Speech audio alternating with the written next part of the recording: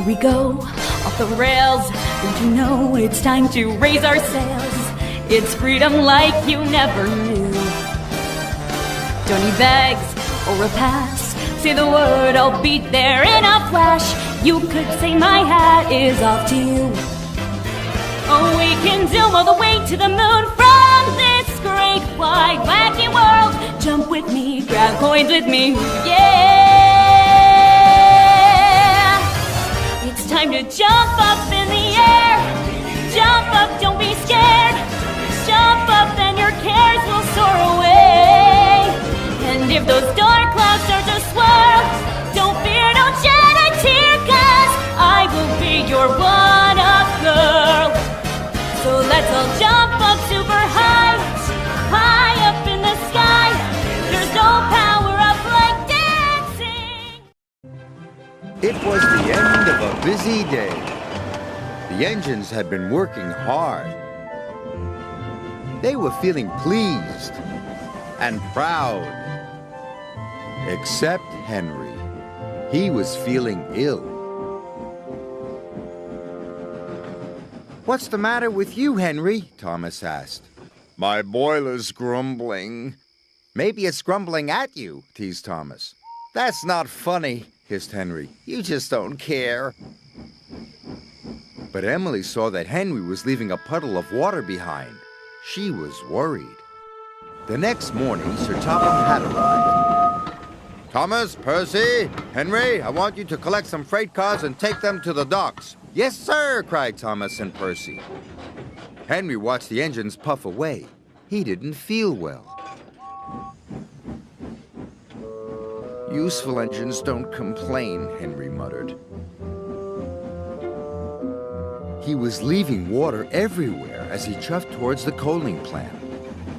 When Emily saw this, she was more worried than ever.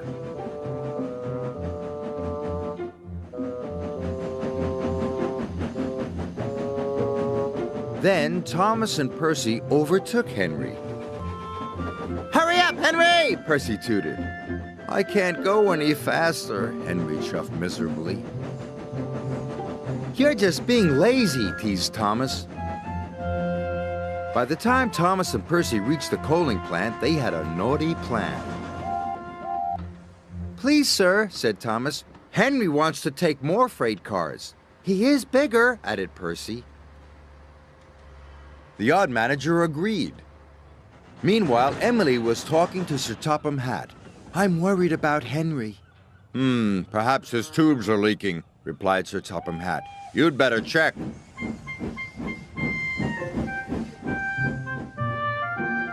By the time Henry reached the coaling plant, Thomas and Percy had already left.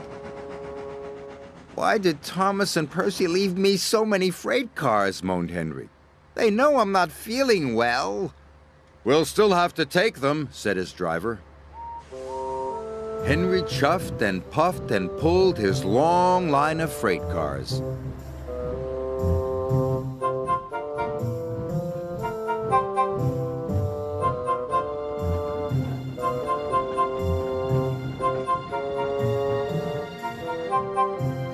"You can do it, Henry," encouraged his driver. But it was no use. Henry ground to a halt. Just then, Emily arrived. "Are you all right, Henry?" "No," moaned Henry. "I'm stuck." Henry's firemen uncoupled the heavy freight cars.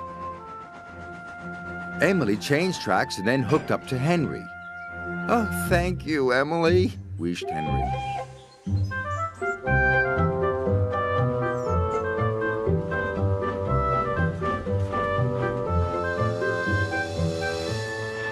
Emily and Henry puffed into the docks. "Well done, Emily," said Sir Topham Hatt. "Thank you, sir." Then he spoke to Henry. "You were brave, Henry. You weren't well, but you still tried to pull the heavy freight cars." Thomas and Percy felt ashamed. "We're sorry, Henry," said Thomas. "We didn't think you were really sick," added Percy. "Go back and collect Henry's freight cars," said Sir Topham Hatt sternly. Yes, sir, whispered Thomas. Soon Henry was mended and back at work. You're looking so much better, said Emily. Well, they mended my tubes, but they didn't even look at my brakes, my gauges, my squeaky wheels. Emily smiled. All in good time, Henry. Poor Henry.